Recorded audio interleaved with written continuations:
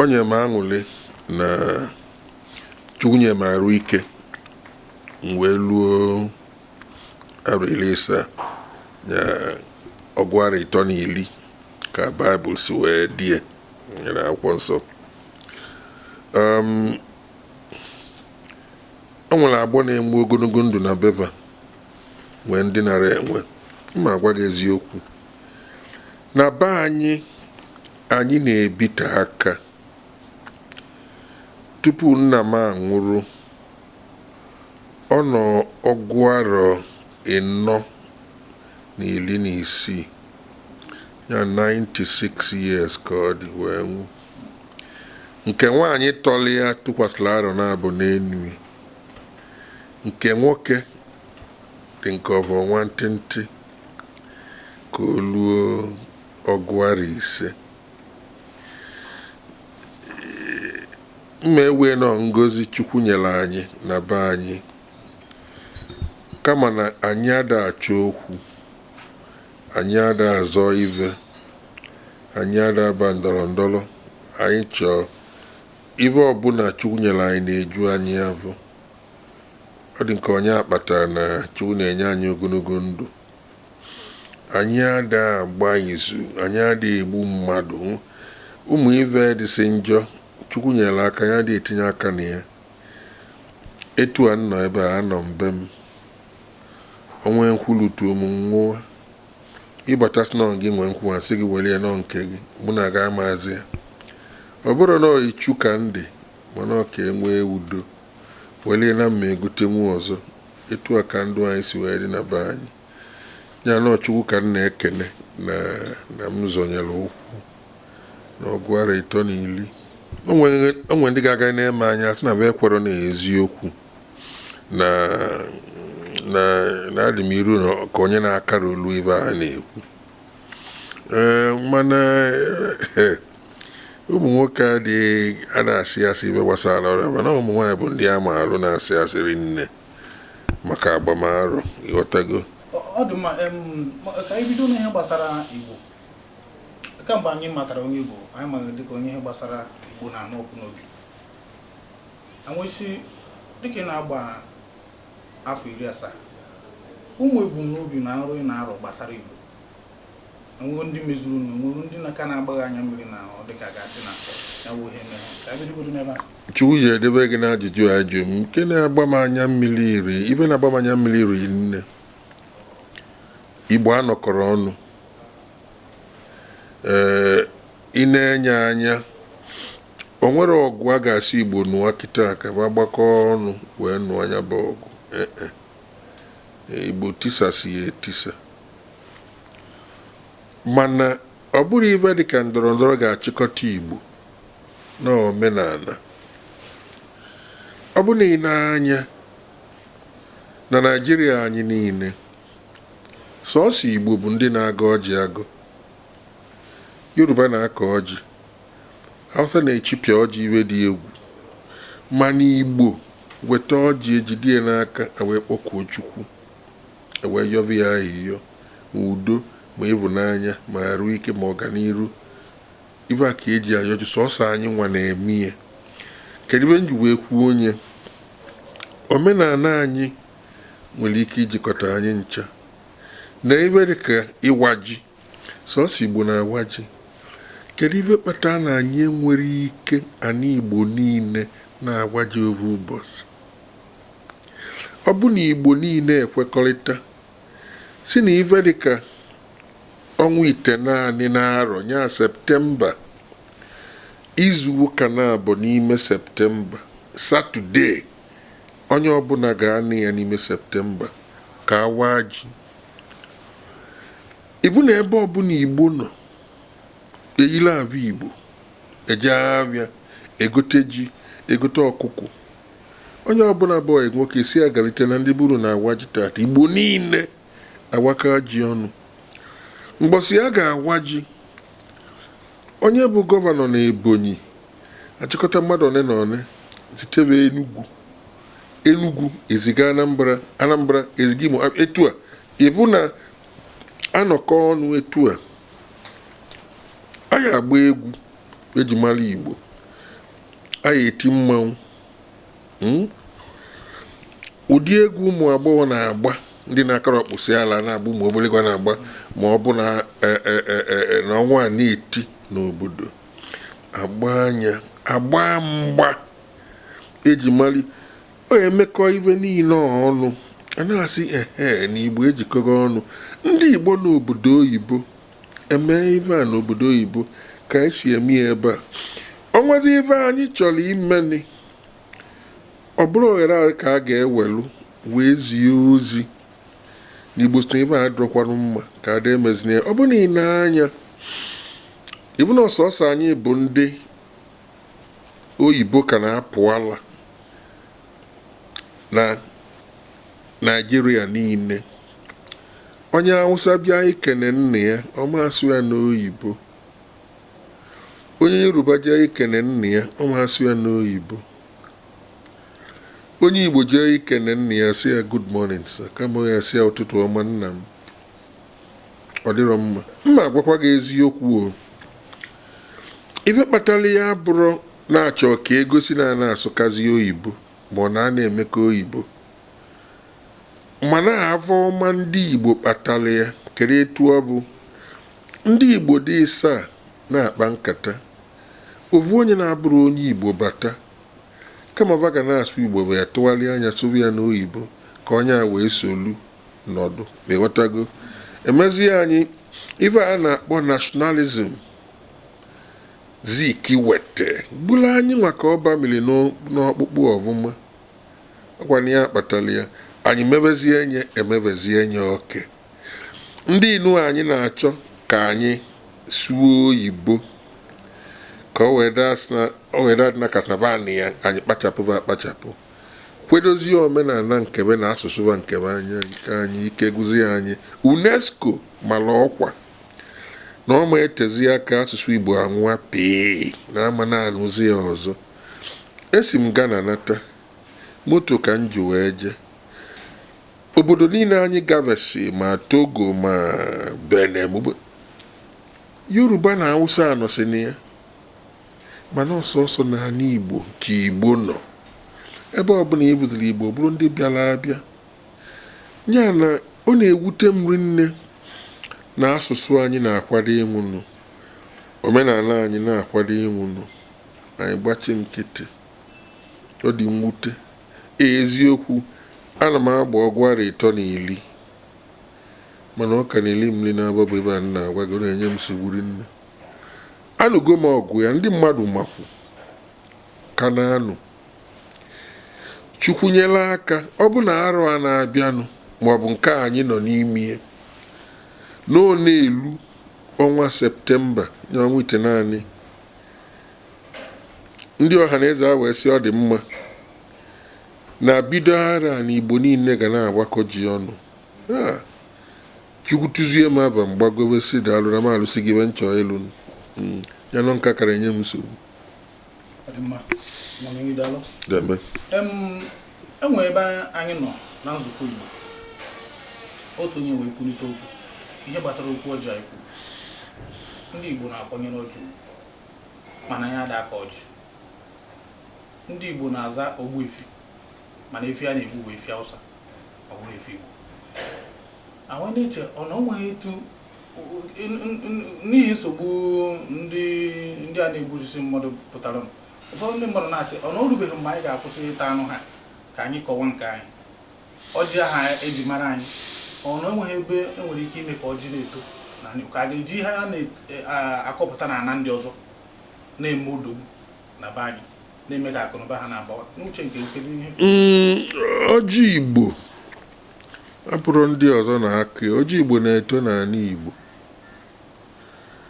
iwelie n'anya ibe niile dị n'ime ọ na-ebido n'ịtọ wee ruo mgbe nọ ma isi mgbe ncha nwesị ebe baba n'ala Igbo nke ndị Hausa na-ata Yoruba na-akọrọ abụ sọsọ ibe na-abụ ọ bụrụ nke ka anyị ji aga ọjị ya na ọ nwere ebe nke abụ nke ọzọ ebe gbasara igbu evi ọ bụ na anyị asị ka anyị zụva evi Igbo tupu anyị eluo oge anyị ga-ejide egbuzi n'evi Hausa ọ ya ete aka maka na ịbata n'ala Igbo evi Igbo adịghị eri nne ọ gụsị ebe na-enye anyị nsogbu evi Igbo adịghị eri nne mana nke Hausa na-eri nne ovu obodo bụ Naijiria jikọtara anyị na Hausa ọ dị ka eze na ile o nwere ka ị ga-esi takata ive eze ata ile alụ ile agba mme mana emesịa emechi ọnụ gị eze na ile ka nọ n'ime ịdụ aka ndụ anyị si wee dị ife anyị ga-akpaba alụ ka anyị chọpụta bụ etu anyị na ndị a na-achụ evi ga-esi wee na-ebikọ na-aka enye eva ka va ji eme eve a va bido mevie nke ala ọpụpụ oge Buhari bata na nwanne va abatago ka o mebie so ova nsogbu anyị na-adị enweve n'obodo anyị ya na-abụ n'aka ndị ugwu ka ọ na-esi emekịta egbuve mmadụ esibe ụlọ ụka ọkụ eme akpọgo nzukọ bụ Jonathan ka anyị mara ka anyị ga-esi wee mee ebe a ka anụ debe ọgụ a elu oge Buhari bata okporive niile ejete na nzukọ ya kpose n'akụkụ mebe nke bụ uchie ịghọtago mgbe nwa kwenye nọọ etu esi eji nwayọọ eri ibe dị ọkụ anyị emesie anyị aghọta na anyị ncha bụ ovu Naijiria ka anyị bụ anyị atala ya abụvụ mana Chukwu nyere aka ọ ya emesie ọ dị mma ya ayọ anyị na ayọ Opurobios Igwe Ejenga.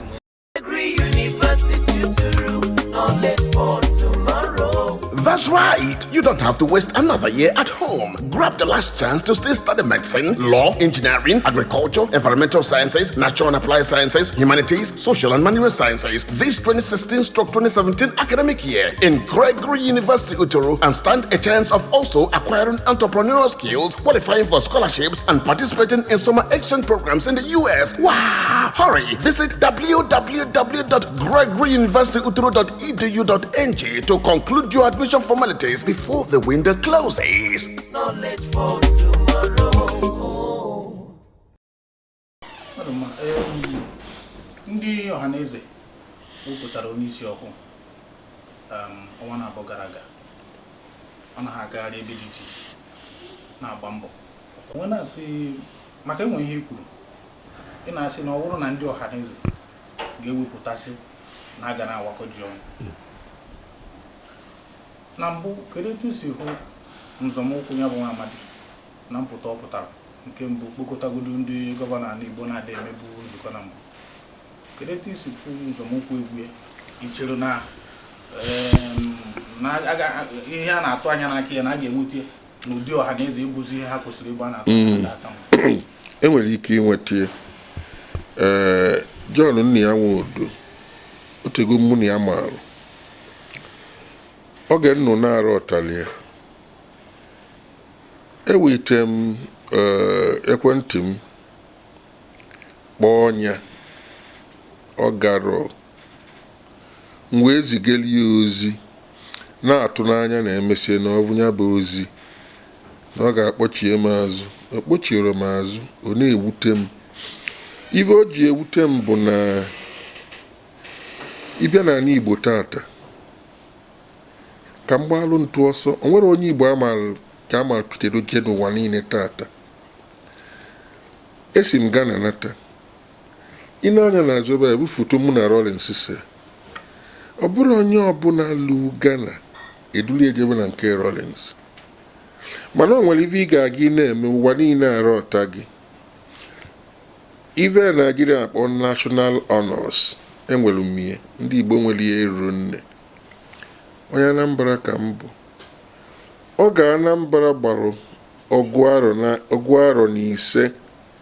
na-arọ gara aga o nwere ndị enye gasịrị akala eso m n'imebe ife enye m bụ Ambassador of Excellence ndị enyeli erukwanu nne mbọsị o nwere onye chọta ma anyị na ya jee na nke Nnamani mere ụzọ nabata anyị nọdụ ana. Ibe nji ekwu bụ na onye ọbụla nzili ozi ọdaza na ọ na-ewute ma ọ bụrụ nneni ka ọ bụ amarọ John ive amalụ m amakwa ive amalụ m maka gịnị ndọrọndọrọ ka ọ nọ n'ime mụnwa na-eme ive ndị mmadụ na-ene n'oge ncha Chukwu nyela aka Peter Edochie nwe mgbe ive ome na-asị na ive ome ajọgbuo onwe ya na onwe nwaanyị na ya na-anụ ọgwụ onwe nwaanyị mụrụ ya nwa na-asọgodo anụgo m nwunye arọ na ọrọ mkpụrụ ara 3 ka ọ bụrụ 15 Peter Edochie nugo nwunye enwe na onye bịa be mbịa isi anyị biko unu anụzina unu esezina ya na ịchọba ive niile nwoke ji abụ odogwu ozuru ezu na be m ma ịdali mkpa tupu ka ivere o nwere ebe mma agata atasị na mba obele mmadụ ndị na-anọdụ ana loo maka Igbo ọ na-emetụve n'arụ etu nsi elu ya veriro nne o nwere ebe akpọ m nje na Warri oge m batara ebe a bụ onye obodo niile na-enuso Peter Edochie emesịa ebe a mechọọ na nọ ebu nnukwu ebu tinye m na moto si na mama agba aka na ịpụa n'ilo evu ya etu a ka o si adị ebe ọbụla nje maka gịnị niile bụ ndị Igbo ga-asị gị na nwoke a bụ nyanwa ka eji ama atụ Igbo ana m atụ egwu ịba na ove n'elu mana onwe nwaanyị si obodo oyibo bịa wee sị m biko na o nwere ive ụmụ nwaanyị ga-eme n'obodo oyibo ka ara ọta adị Igbo na ebe gbasara omenala na ma megie mbụ menye nke ịbụọ wee na-enyebe nsogbu ọ bụ na unu akpọtọrọ Peter Edochie ka ọ bụrụ onye isi oche n'ive a unu na-eme o nwere onye ga-ekwe na ivu na-eme n'odo unu anya ọvụma ma anyị a wee bịa o jikwa ọnụ ya kọlụ m si m na mma chọọ ije ebe a bụ na-ayọ Chukwu si ya biko onye wepụke n'egwu ove n'elu a na-arụ m ka m nwee ike ije kwa arọ a na-esi obodo oyibo ezite m akwụkwọ bịa Amerịka bịa Germany bịa Italy bịa Ireland na ndị Igbo na ejilegozizi kwuo ozi m bịa Brazil kedu ebe ọ bụ emesịa m things fall apart ọ gara ụwa niile ebe ọbụla nje a na-achọ ka m bịa obodo ndị ọzọ ya na ọnwa ive ị na-eme tata nwa Peter Edochie wee rite gị akwụkwọ sị gị jisi ike ịdazachi etene m kene m ọvụma o ya ewute m rinne afọrọ gị nye m ego onwe m ju m afọ ịghọta John bụ ọyị m nwoke mana ọ kpasu m iwu n'ive m na-agwa gị ebe a mụ na ya nwere ike ịnọ nsị ameke n'ive dị etu a na asụsụ anyị na-aṅụ aṅụ enwe nke m mee ndị DST asị na enwere ohere a na-asụ Igbo wee bịa jụọ m kedu ibe ịchọ ka anyị mee nye na anya ohere a na-asụ Igbo na ya kedu ibe ịchọ ka ọ na-aza nya na-aza ebe a na-akpọtụ kedu ebe ịchọ ka anyị wee gosi ya ụwa bịanụ n'Enugwu bụ isi Igbo ibe ọbụla ime na Igbo tata ịzọ ọkpa n'Enugwu ịma n'Enugwu ụlọ bịanụ ka unu mee nye n'Enugwu abịa mee n'Enugwu ndị mmadụ riri na ekwu m okwu mbọsị ive nkwu ezigeli ya Amerịka ezigeli ya London tata DSTV ka na-egosi anọ ewetie iwe njagwa onwere onye Igbo amaala iwe amaalụ m tata ma a na-akwanye egwu a na-akwanye m onwere ya na onye dịka m si ka ya kwuo okwu ife gbasara Igbo anyị egie ntị abụrụ m nwata enwe m ezinụlọ marịkwu nne ụmụ nwoke niile mmụta ejesigo mahadum pụta nụọ nwunye enwere m ụmụ 11 ịghọta ya na abụrụ m obere mmadụ ka anyị na-aga n'ihu mụnwa bụ Ọsọfịa nwa Ezigbo Nwaokori na-asị gị ife abụ ugwu mba kwanyere mba anyị ugwu kwanyere Igbo ugwu onye ọbụla bụ onye Igbo na-ene n'ugwu mba maka gịnị ife a na-amụta na ya ri nne ọ na-agba mbọ ịlụtụsị aka n'ife ine gbasara ndị Igbo ya ka o ji wee dị mkpa onye ọbụla bụ onye Igbo ebe ọ nọ na oge Ugwumba luo ya na Ugwumba ọnwa ife ị chọrọ ịgwa ndị Igbo ji ekwu onye na Ugwumba maka na buusu si na mmetụta arụ na-atọ ụtọrị nne ọ ya dị unu ncha mma daalụ Opurobios Igwe Ejenga. Ka anyị bịa n'ihe gbasara maka n'ikpeazụ anyị na-agafuru na Owerri na nke Uche Ogbuagụ ibere akwa ihe gbasara ijikọta ha ọnụ nke ndị Igbo ọkachasị ndị gọvanọ ugbu ọ dị ka a ga-asị na ha enwe na nchegharị kedu ọ na-enye gị afọ ojuju ka nwere ihe ị ka tụrụ anya na a ga-ebe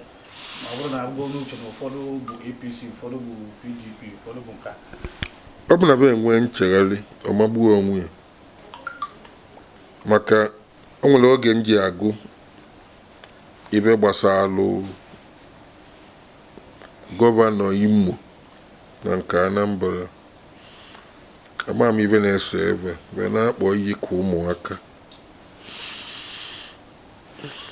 agwara gị na Igbo ejikọtara ọnụ ọ bụ na Igbo abụ ndọrọ ndọrọ a na-eme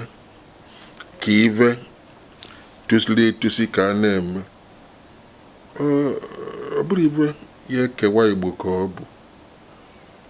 maka gịnị anyị bụ ndị Igbo azọsi ebe anyị na-azọ na cheta azụ webu ụzọ ka anyị si ya na webu ebe ka anyị si agụta ọkụ webu dị ibe ka anyị na-eli mana ọ bụrụ ive ga na-ekewa anyị otu ebe na-ekwu ndị ọzọ na-anọsi na ndọrọndọrọ dịsị iche iche na ọ bụrụ na nke ndị Igbo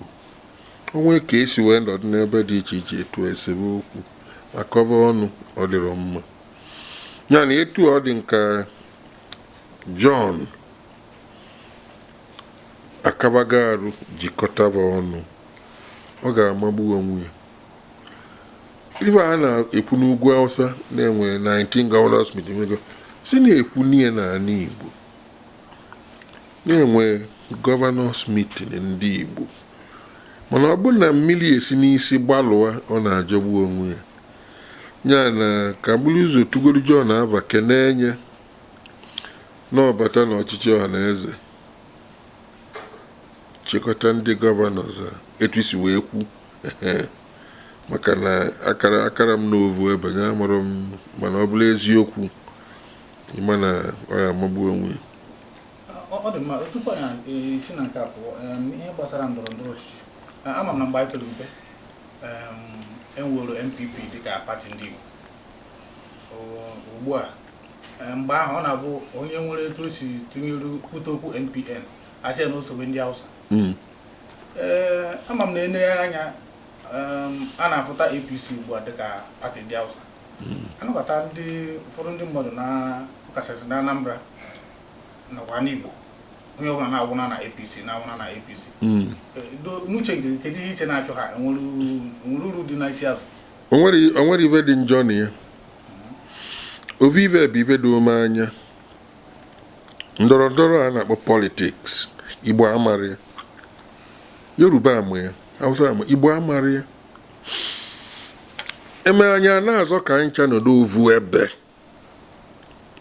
mana ọ ma enyelu gị aka ebe ọbụla a na-eme ive ọbụna isoro na ndị bawanyere abanya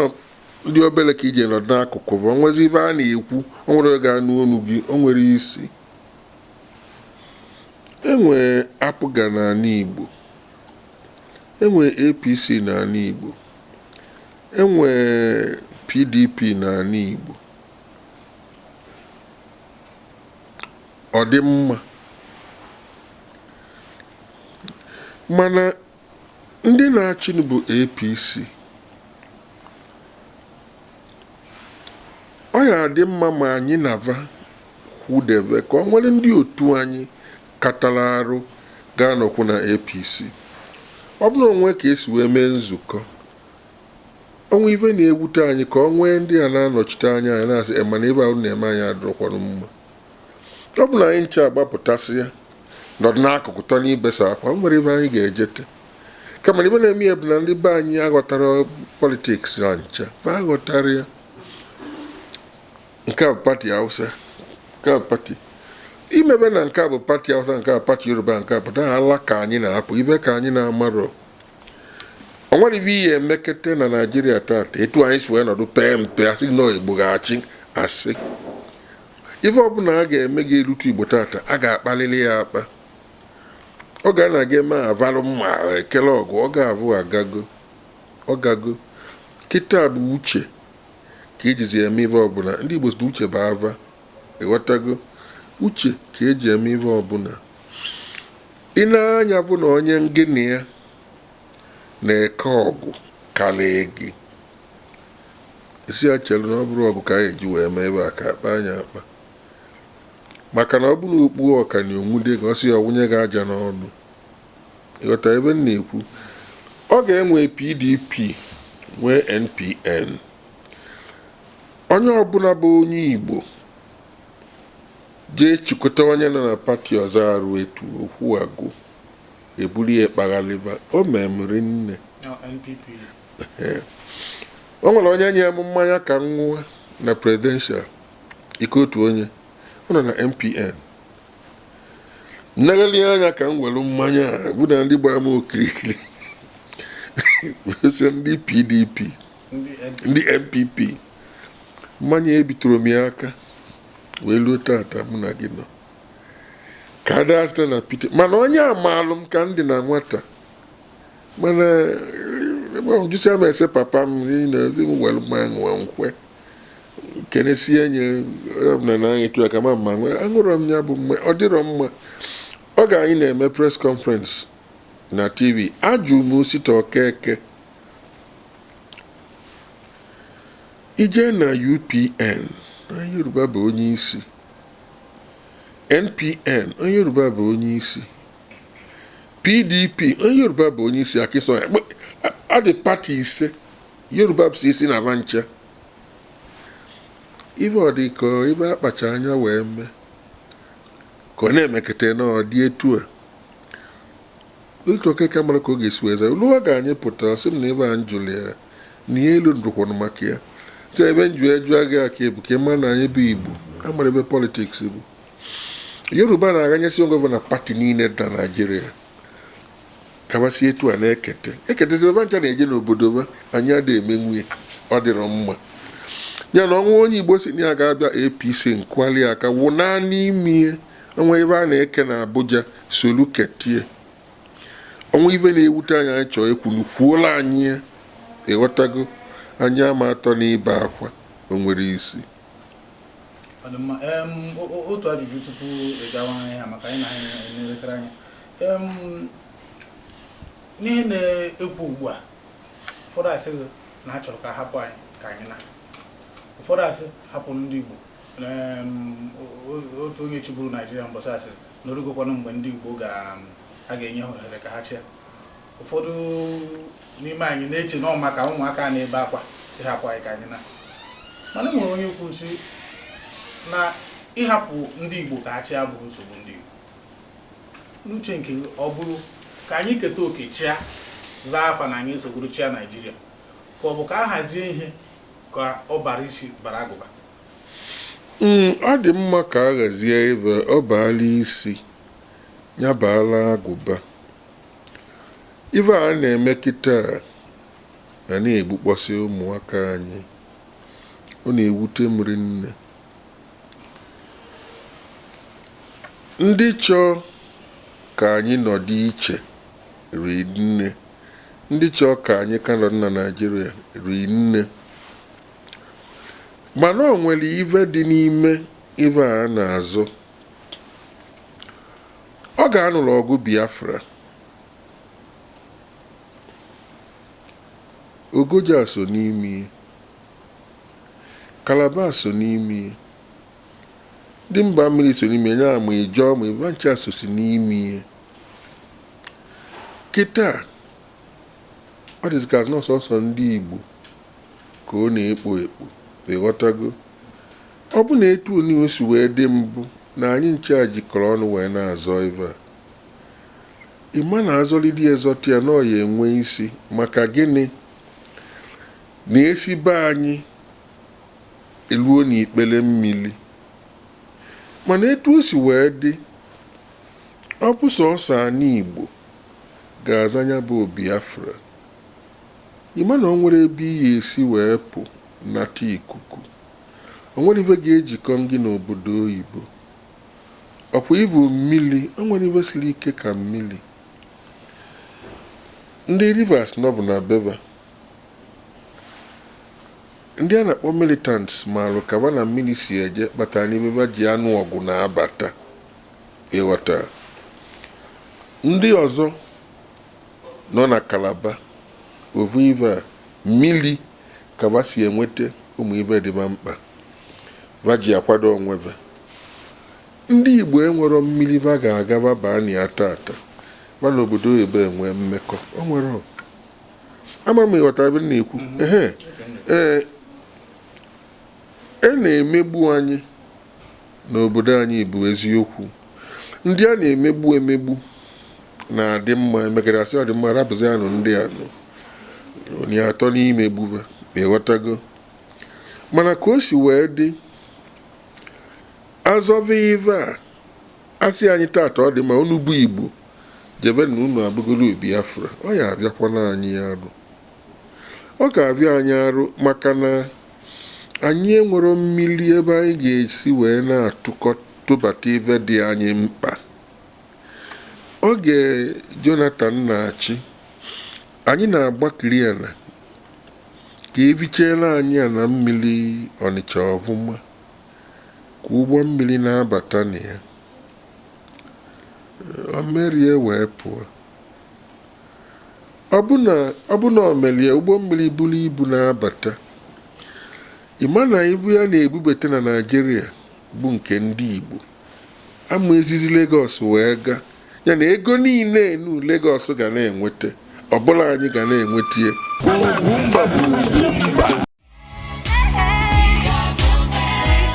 Welcome to Gregory University Uturu, the choice academic destination for sound entrepreneurial training, securely located in a serene academic environment with modern state-of-the-art infrastructure, fully stocked on and offline libraries, equipped research laboratories, decent lecture halls, and a sports complex that boasts competitive indoor and outdoor game facilities. Application for admission into various programs in the 8 colleges of medicine and surgery, engineering, law, agriculture, environmental sciences, natural and applied sciences, humanities, social and management sciences for the 2016-2017 academic session has commenced. Visit www.gregoryuniversityuturu.edu.ng or call 0700 Gregory Uni for more information. Gregory University Uturu, knowledge for tomorrow.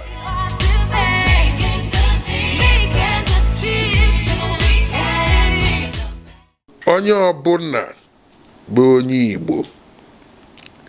na-ene n'Ugwumba maka gịnị ife a na-amụta na ya ri nne. Ọ na-agba mbọ ịlụtụsị aka n'ife ene gbasara ndị Igbo